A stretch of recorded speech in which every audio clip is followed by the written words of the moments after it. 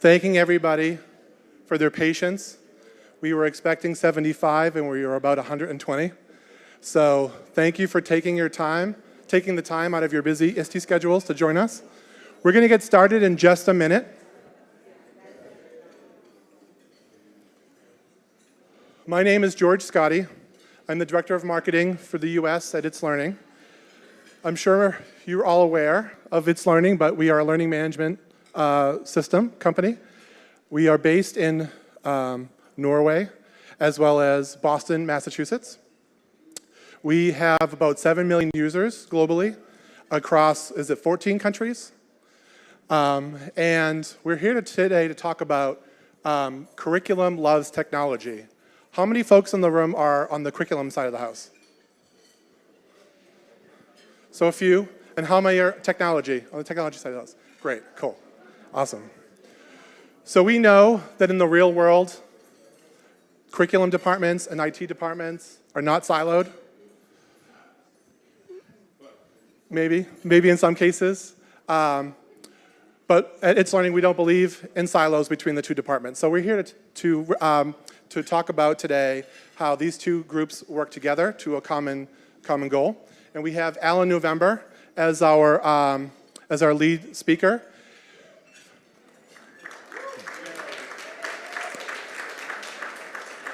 Alan doesn't need much of an introduction, but he's a globally renowned thought leader on education technology. He's been named one of USA's 15 most influential thinkers of the decade by Tech and Learning magazine. His current book, Who Owns the Learning, was made a bestseller under education on the New York Times bestseller list. And we are really happy that he's here joining us again for the second year in a row at ISTE, and I will turn it over to Alan. Thanks, George. Yay. Okay. Come on up, guys. We'll all do this together. Keep eating.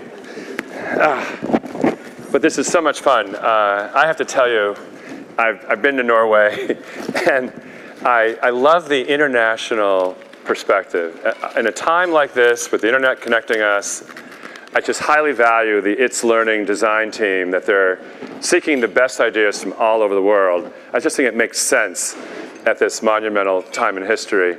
So, without further ado, I'm going to let you guys introduce yourselves. It's the best way to do it, maybe with some wild passion you have. Okay. My name is Adrian Acosta. I'm the Director of Instructional Technology for Houston Independent School District. Wild passion, I'm a big archery fan. Seriously? Yes. Wow. Okay. I've never met an archery fan in my whole life. Hi, I'm Andrea Winters. I'm the Director of Learning Technology for Clear Creek ISD. And I think besides making sure that kids want to get up every day and come to school and have exciting learning environments, my personal passion is being a soccer mom, so. Oh. Good afternoon. Good afternoon. Afternoon. All right. My name is Robert Baird. I'm the Chief Technology Officer in Clear Creek ISD. Aside from we're along the lines of following our passions, I too have one outside of education, and that's karaoke. So join me Tuesday night. Karaoke. That's right. Do I have a mic. You guys keep that one. I have a clip on mine. So the way we're going to run this, we only have 15 minutes, and I'm going to ask a couple questions all at once, and then choose the one you'd like to respond to. That way we know where we're going, right? Ready? Okay. So the dichotomy between whether technology runs curriculum or curriculum runs technology. Really important question. Another one is how do we go through the transition of students owning more and more of their own learning, which seems to be a hot topic given the book I wrote.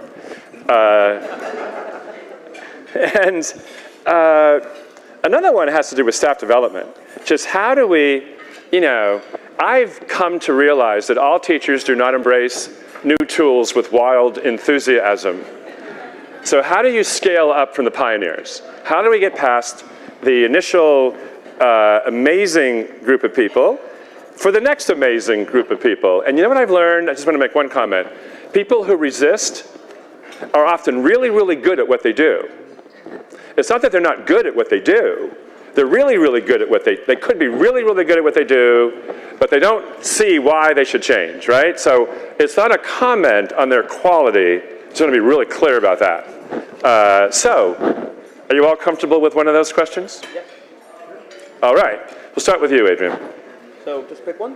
Pick one. One that, or you know what? You want to modify one, go and modify one. Okay. So it's funny. The question I like is the last one.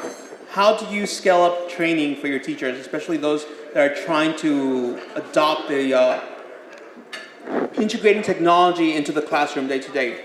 So this is actually something that I was just mentioning to some individuals a few moments ago. In our district, we basically gamified the LMS, the training the LMS. We basically have something called Hub Adventures. And if you want to check it out, I actually have my team manager. She's actually showcasing it at ISTE right now. And so what it is basically a series of teachers learn what they need to learn, and they get a badge from it. You learn several items in different islands, which is how we basically separate our modules. Your badges combine into something bigger. That's how we're able to keep track of who our expert learners are and the expert trainers are. So for a team of 10 at a district level, I'm able to pull a report on our badging system saying, okay, who has accumulated all these badges and has the master badge? And then I can reach out to them to be the ones providing PD. So that also makes that also takes another barrier down from being like, oh, it's only being given by the trainers from the district. Now this is actually you're getting trained by your fellow colleagues at the school level. That is seriously fascinating. Anybody else have a badging system like that in the room? A couple. Wow, it's growing. All right. Good and gooder. Okay, Andrea. So I think as far as learning technology goes, the one thing, the struggle that we're constantly having is that does curriculum drive IT or IT drive curriculum?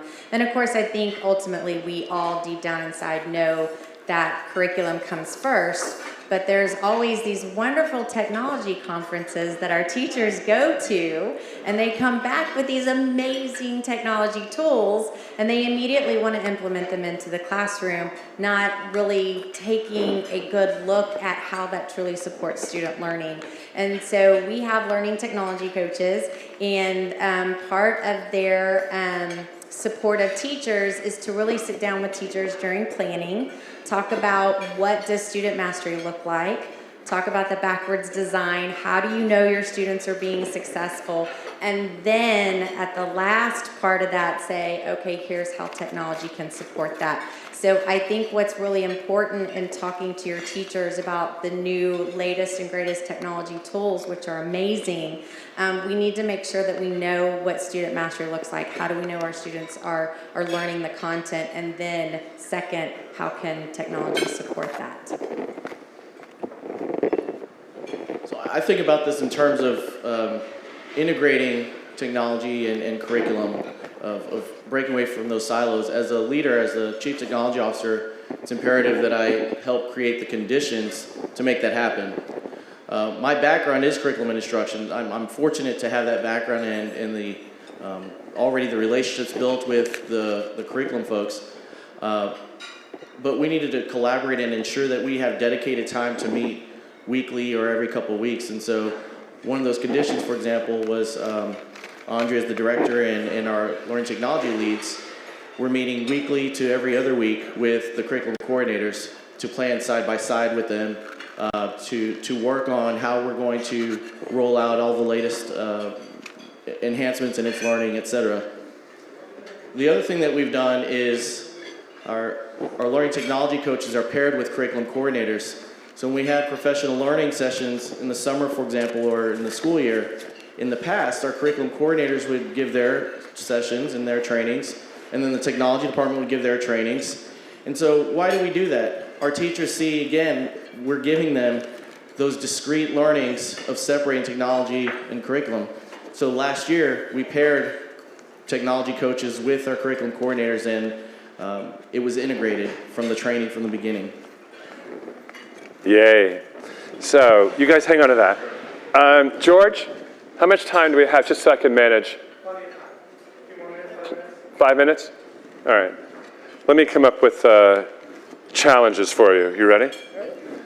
Are there, if you were to pick one skill that emerges out of the new tools that we historically have not taught students, what is this one skill that you could defend is an essential skill for success in the digitally connected world? So I think I was reading an article on Twitter the other day and by a CTO of a global company, and he said that in 2020 there's going to be 10 new skills that our employees need to have that they don't currently have. And so I think after reading that, the one that really stands out to me is being able to be productive and collaborative and work in a virtual environment. There's a lot of companies now that are not only going global, but think about the travel and, they have those, sometimes we work from home, sometimes we go to an office, and we are always trying to connect our employees globally with their customers or with other people. And he says that that's something that we really need to focus on in teaching kids, not just how to communicate in a virtual environment, but really how to truly be engaged and productive and collaborate to get work done in a virtual environment. Wow. Yeah. Anybody else want to handle that? New skill. I think there are two, if I may. You have an extra. One is teaching students to have the ability to decipher between what is accurate, what is authentic, versus what is false and what is fake or what is embellished. Students need to be able to use multiple sources and be able to really know what they're looking at, reading, watching, seeing, and recognize how relevant it is and accurate to their learning. And the second is really, in this digital age, we need to be more, have higher expectations and more direct in helping students to create relationships in a personal face-to-face forum. I think that's the biggest. We know we're setting up Skype sessions for students and collaborating with people all across the country, but I think the more we do that, the students lose that ability to have natural conversation between each other face-to-face, that human interaction. Human interaction. Do you want the skill one or new question? We'll go for new question. New question? Yeah. All right. Equity. Equity.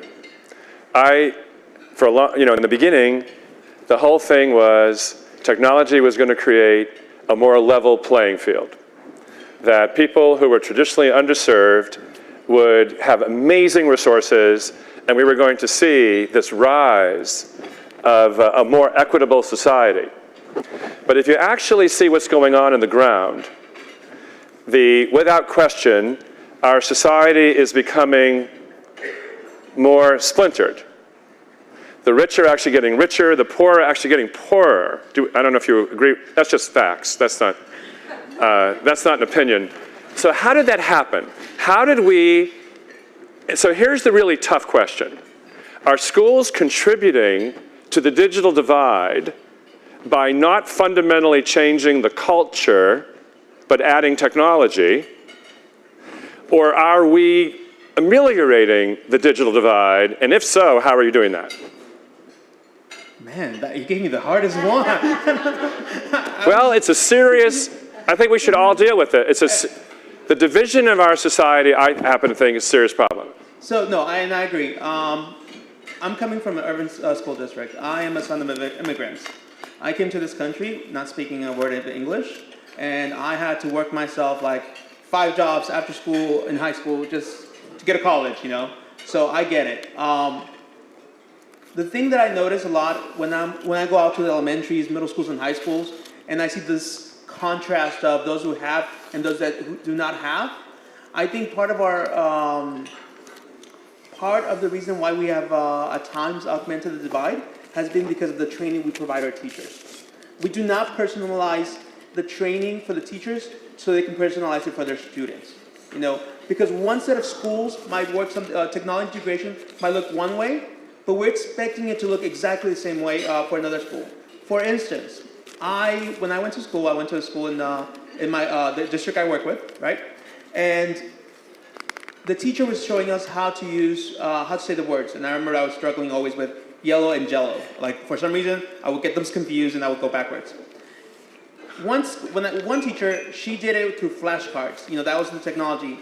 Another teacher, though, used the big old Mac computers where you can see the pixels. And her integration was similar.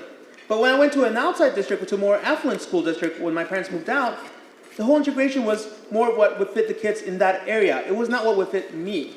So as a result, I struggled to adapt to the environment. I struggled to integrate. So even though I was technically in a more affluent school, more technology integrated school, the integration, the components were not personalized to fit my needs.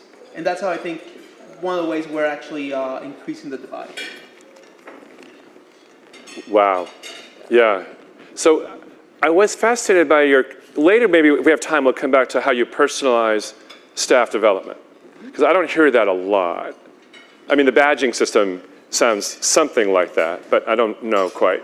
Do you want to tackle the equity? Or you can skip this one if you want to. No, this is an important issue dear to my heart, just with my background. I didn't grow up I never went a day without. But retroactively thinking back, I didn't have a lot of what my friends had, and I didn't even know it. I believe that the technology that we have in our schools to amplify education and to change the practices has made a profound impact, and it's continuing to make an impact across the country with the average students.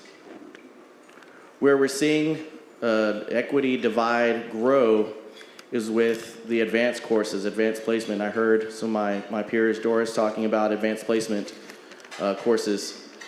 Students in those courses traditionally thrive off of the lecture style instruction. They gravitate towards that.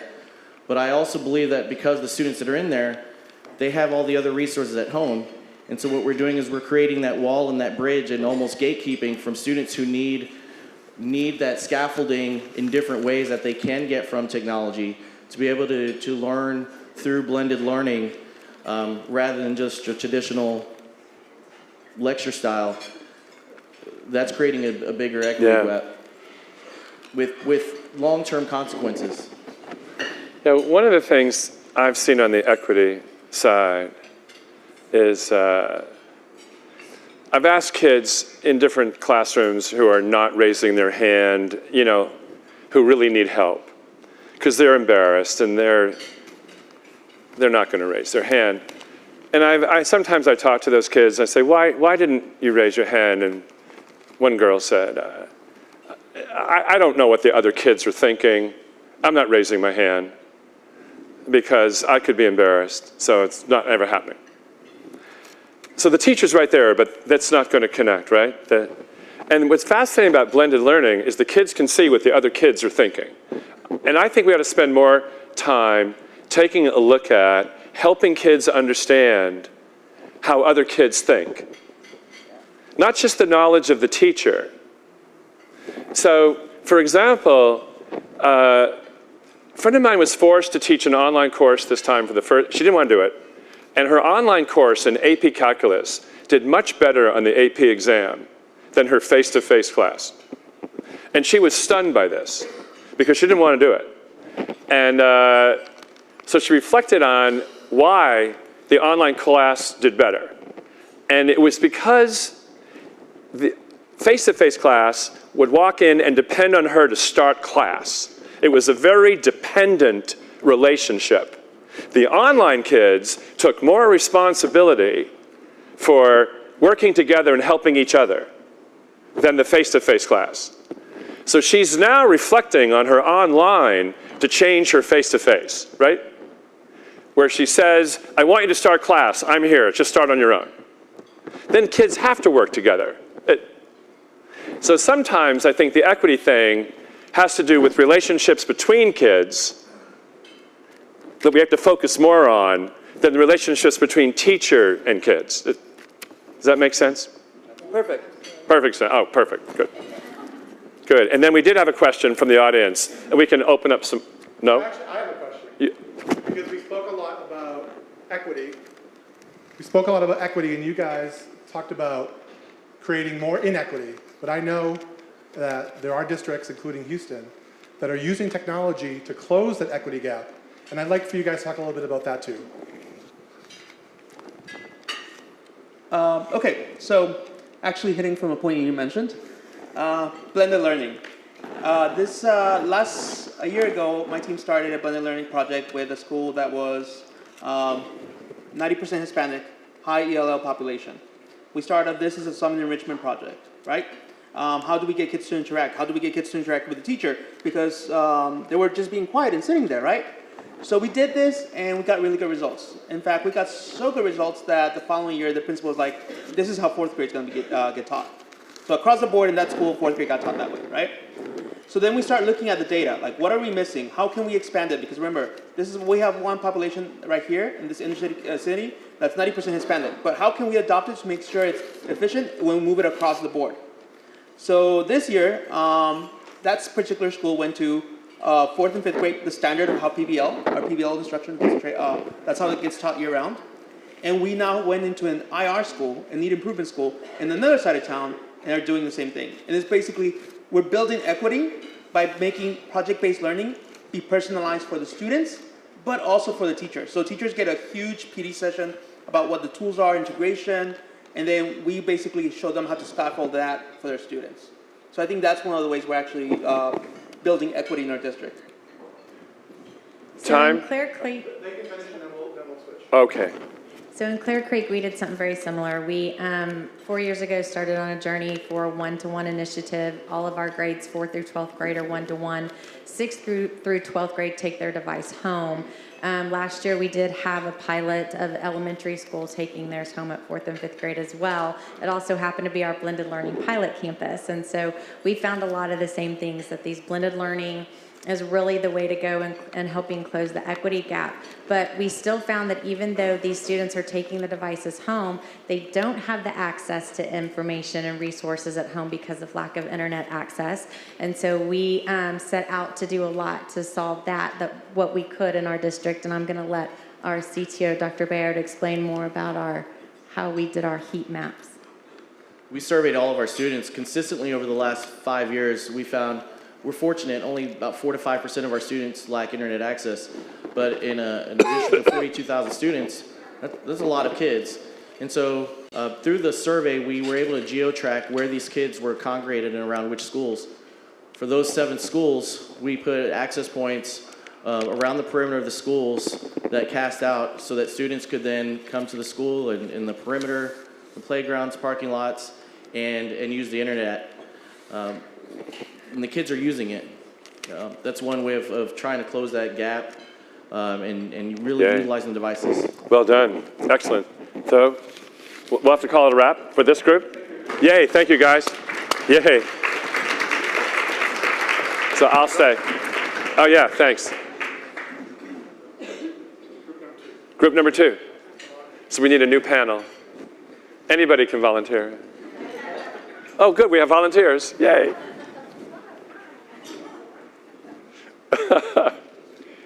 Hi, guys. Here, I'm going to give this to you.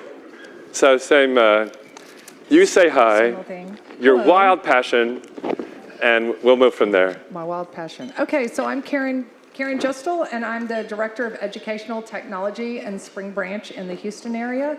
And my wild passion right now are my 2 granddaughters. It's not Yay. wild. I'm Angela Burgess. I am the new district ITS for for middle and high schools in Forsyth County Schools in Georgia. My wild passion, I don't have time for one right now. I'm also in grad school getting my doctorate, so I don't have time. My passion is sleep, I think, right now. Hi, I'm Angela Wilson. I'm a building level instructional technology specialist in Forsyth County, Georgia. Passion. Other than my 7 and 4-year-old, I don't know, Netflix. Can Netflix be a passion? Yes. Okay. Anything Netflix. can be a passion. Anything can be a passion. Okay, so we're going to have some overlap, but some new ones.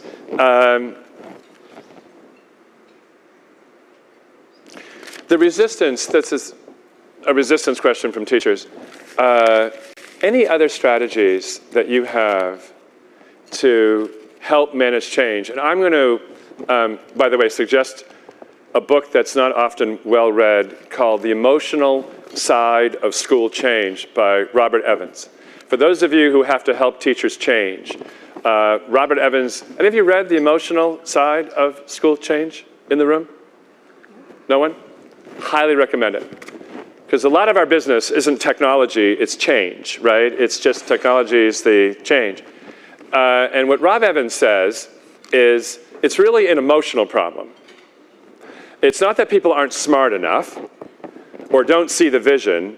It's the emotional sense of loss, of control and other losses that prevents them from grabbing on to the innovation. So I wonder if any of you have strategies for helping teachers let go of control. It's my opinion that letting go of control is the #1 barrier for using technology well. #1. Do any of you agree with that? Absolutely. You do? Yeah. All right, one person, yay. It's one of the barriers to lots of things. So I'm the new district ITS, but I've spent 4 years in my building as a building level ITS, and that's one of the things that I would have to do is work with teachers to get them to let go of that control and to try new things, because something that they've been doing for 20 years works really well. Why would I want to change it?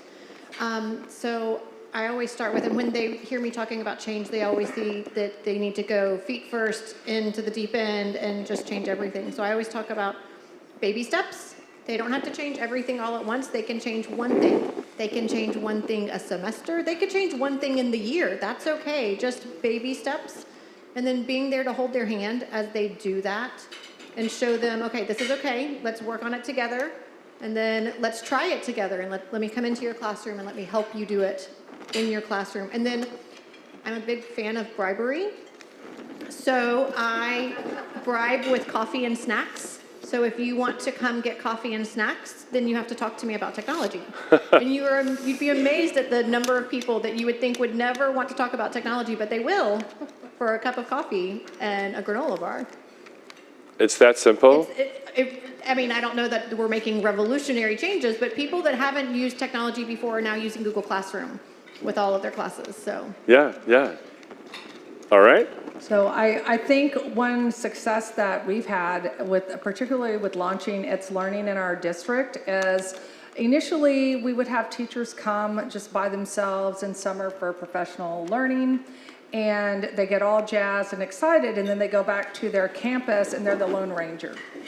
So it's really hard to affect change being that Lone Ranger, and we do a lot of teamwork and team planning in our district. So this year, we've created curriculum campouts where you come with your team so that we're building capacity and support so that they don't have, I mean, unlike you, we don't have ITSs on campuses. I'm really jealous. We have a big department of 4 of us for 35,000 students and Wow. 2,500 teachers. Ouch. So we have really, I mean, we've only been in it, a month already, and we have another month of summer left, but all of our campouts are full. They're 2 days long, and the first half of the first day we spend on blended learning and talking about why you might want to blend learning, you know, what it looks like, what your resources are in your classroom, and then talk to them about what problem they're trying to solve with the use of technology. Then we get them in the It's Learning platform and do a little bit of training and help them build a course that they're going to share as teachers. And then the second day, we support them as they plan in the platform to get ready for the start of school. And we feel like that, and then our agreement is we're going to come back. So we're already talking to campus leaders and saying we are going to come back and support you once a month at the very least. So we want to come in and continue. So this isn't a one-stop shop. It wasn't just 2 days, but every month we're going to come back and work with you to help build and leverage technology for your students.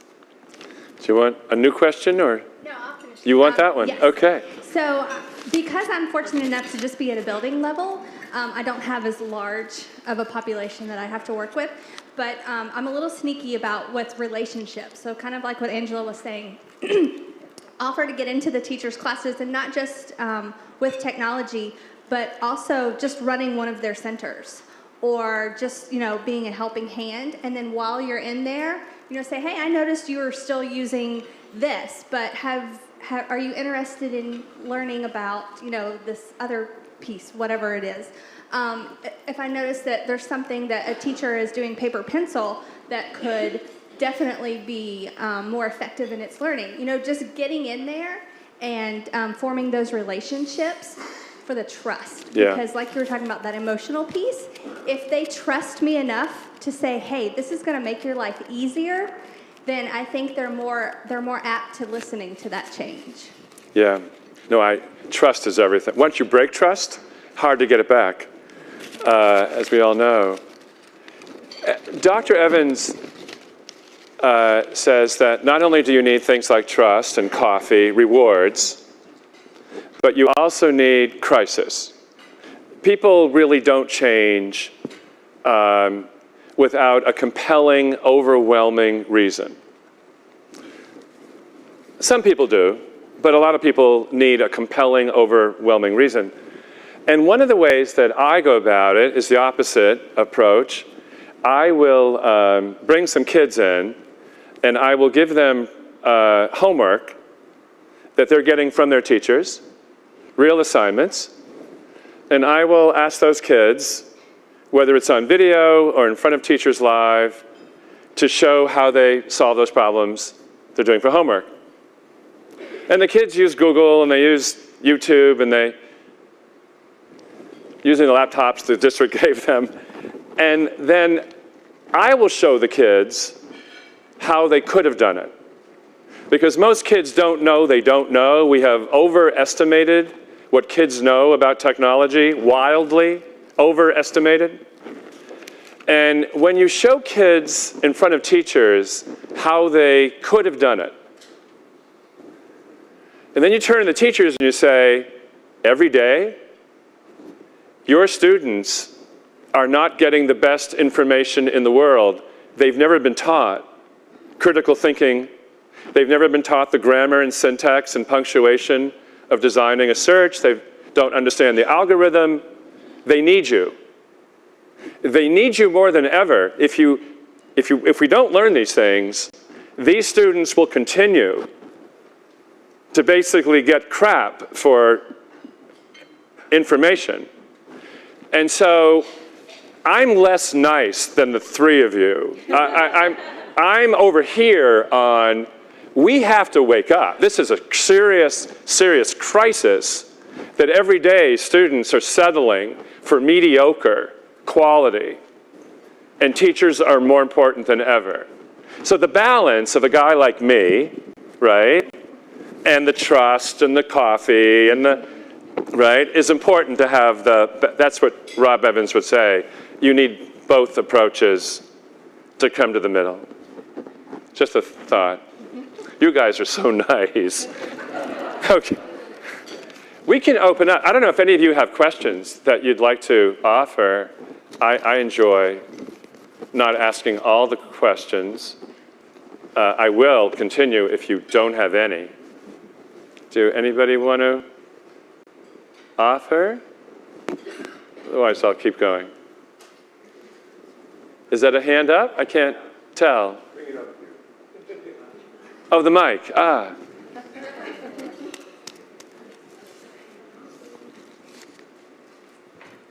What are your plans for addressing the upcoming age of automation and artificial intelligence replacing jobs?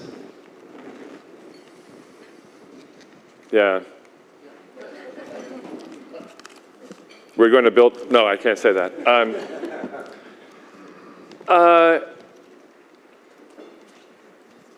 Probably the most disruptive thing coming is what you've just said. Just self-driving cars, never mind artificial intelligence. And they have all the technology to do that now. None of that is science fiction. That alone in this country is 7 million jobs gone in the next 10 years. Guys that drive trucks, delivery vans, taxi, gone. 7 million people who don't have other skills. So we can go on and on and on. The automation of mining, it just keeps going on and on and on.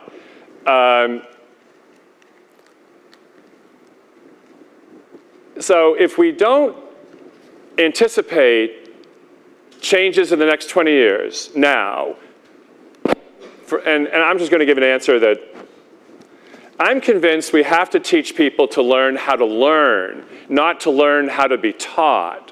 So there are basically two things that can happen in a classroom. Teacher shares her knowledge and does everything he or she can to transfer what she already or he already knows into the minds of students. That is the traditional transfer model that we basically now call school. The other thing we can do in a classroom is teach students to learn how to learn. So there's a content-driven side and there's a skill side. I think we should begin to move more and more toward the skill side. Because if we teach you to memorize and regurgitate content and your job is wiped out by technology, you're not well prepared to reinvent yourself when that happens if you didn't learn how to learn. So that's the only answer I can come up with. And I actually hang out with people who work on these incredible things that are going to destroy a lot of jobs. Do you want to come back? I mean, it's an amazing question. I would also come back with, I think, that teaching compassion is going to be very critical. Which capacity? Teaching compassion. Compassion. Teaching how to be compassionate. Because there's going to be people that are going to be out of jobs, and we can't just have them homeless all over the place. Oh, yeah, the numbers of people out of work. It's interesting that you say compassion. I interviewed the CEO of the biggest bank in the world, HSBC. Very powerful guy. He can pull levers and make things happen in country. I mean, he's got one of the most powerful people I've ever met. And I asked him, what's the single most important skill of people you would like to hire at top levels of your organization that's missing? And he said, global empathy. I was shocked at the answer. My head, I think, threw back. I wasn't expecting a banker to tell me global empathy is the most important skill. And I asked him to explain. I said, could you just help me understand what you just said? And he said, yeah, more and more work is complicated. You know, solving bridges that have to cross enormous gorges or building massive factories like the Tesla battery plant in Arizona. You know, big, huge problem. Big, big problems. And he said, the number one skill of these big, massive problems are people who can put other teams of people together. But you have to understand them. You have to have an amazing understanding of people in order to put those teams together. That's what we're missing, is empathy of how people work together. Not exactly compassion, but an aspect of it. I don't think we teach global empathy in our schools all the time. We could. Hard to find. Great question. Coming close to, By the way, there was a teacher in Bergen. May I tell a Bergen story? Please. So when I was at ITS Learning, I got this chance to go to Bergen to a conference for ITS Learning. And they sent me to a middle school because I had free time. And that got sucked up. And so I went to visit this middle school teacher who blew my mind. One of the best teachers I've ever met in my life. And he didn't think anything of it. But what he did was he built relationships all around the world for whatever they were teaching. So it was a social studies middle school classroom, and they were studying crime. So they were in touch with a Chicago cop and a teenager behind bars in the US. And they were studying the Cold War, and they were in touch with grandparents in Russia. And they were studying indigenous people, and they were in touch with people in Australia, indigenous people. So what this teacher did is for every unit they were studying, he engaged his students with authentic conversation all around the world. This is every week, all year. It's hard to find teachers it's hard to find American teachers like that.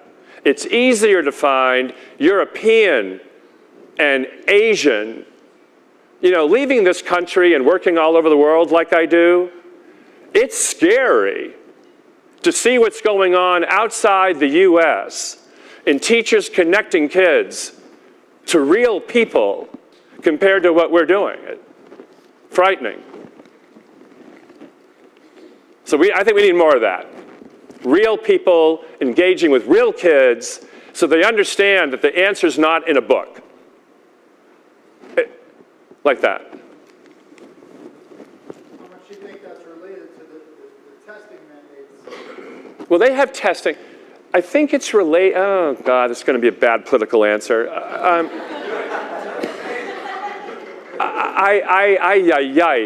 don't think it's related to testing. I think your test scores will go up. I think your test scores will go up. If you connect kids to real people and they have to engage, I asked the kids, I said to the kids, what does this mean to you? And the kids said, we're going to remember this class for the rest of our lives. We don't think we're going to remember any other class for the rest of our life. Each time we do this, we have to think on our feet. We have to plan the interview well. We have to reflect on it. I mean, this teacher was rigorous about his demands for critical thinking. I'm not worried about those kids taking a test. Well, I didn't mean so much that end. I meant the mindset of the American teacher or speaking too locally with we're teaching in a certain way because we're afraid to crack that bubble or change the outcome. So the fact that the U.S. is so focused on test scores is possibly creating a culture that we teach to the test or we learn to the test. Yeah, in this country, we tend not to teach it if we don't test it. But process, you can still teach the content in this teacher's classroom and have the authentic relationships of developing empathy. I think we can do both. That's good. Yeah, I think we can do both. Yeah, I think we can do that. I feel like that's, you alluded to that, cultural mentality to not Yeah. shift from teaching. Yeah. Yeah, it's also personal experience. A lot of European teachers and Australian, where I work all over the world, and those people have they travel. You travel 500 miles, you're still in Texas. You travel 500 miles in Europe, you've crossed 7 countries with languages and culture. And so just the proximity of a different culture on your borders that are all smaller than Texas. So it's almost not fair to compare the European mentality with an American because we don't give you the experience personally. I didn't mean to pick on Texas, by the way. I've learned not to do that. But you have a big state. Maybe just one last question for the panel, because a lot of the conversation that we've had over the past few minutes has been about skills, whether they be Skills. critical thinking, FT skills. Yeah. To the three of you, what are you doing with technology or otherwise to help students gain those 21st century skills in real life?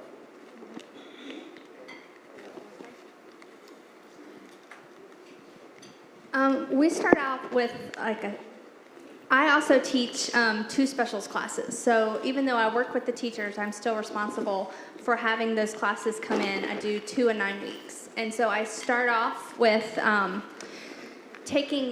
the kids take a survey and seeing where they are in those some of those skills. So it's just K to 5. So depending on what grade level I have per 9 weeks, I take some of those ISTE standards and we do a survey, and then I also talk to the teachers as far as like what type of content from their grade level that they would like for me to incorporate.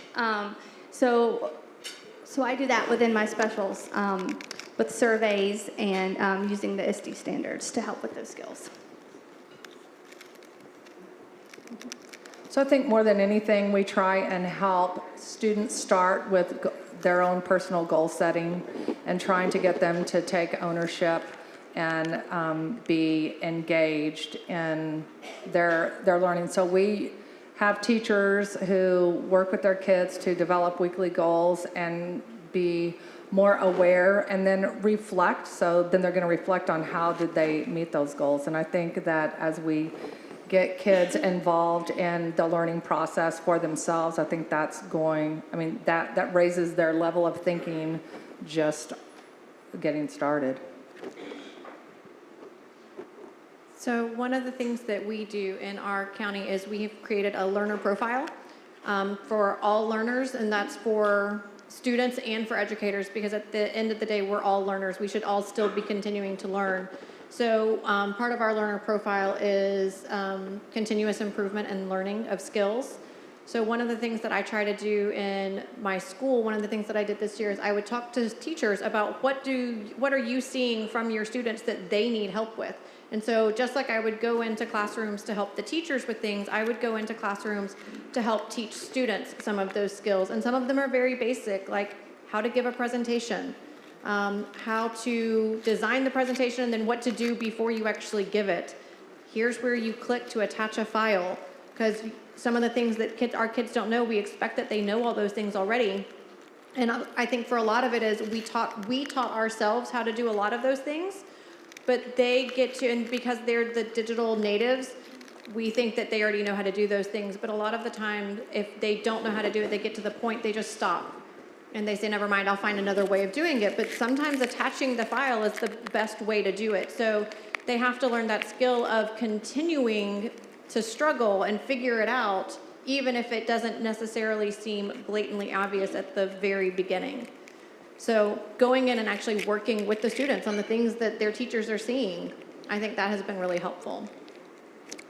May I add to your question? Yeah, please. So I have a friend in Campouts, Texas, near Dallas. She teaches geometry. And she figured out that she uses, students' creativity to design their own problems. So that they still have to be in the subject. So she's covering the subject. But she refuses in some moments to design any problems. The kids have to design the problems. So by doing that, the kids are hesitant. It's amazing what resistance kids will display. We think teachers have resistance. I think there's a lot of kids who are actually quite conservative and don't want their teachers to change. Does anybody else agree with this crazy idea? Yeah, there's a lot of that. So you have to hold your ground and not let the kids keep you where you were. And she's been through that. And it turns out, if you start the first day of school, the very first day of school, by teaching kids how to ask questions, not content, but day one is a skill of asking questions. And its learning platform is perfect to have lots of kids generate lots of questions. So I think how we start the school year for every teacher sets you on a course of how much content and how much skill. So the first 5 days of school, I think we really ought to think deeply about and figure out the balance up front. Thank you very much. Thank you, Alan, and thank you to our speakers. Yay. Thanks, speakers. We would love to continue this conversation with everybody. A lot of the things that they spoke of, even the Norwegian example that Alan spoke of, that teacher's using its learning in the classroom in Norway. We'd love for you to stop by our booth, 2352, where you can hear more about those stories and other stories of authentic learning.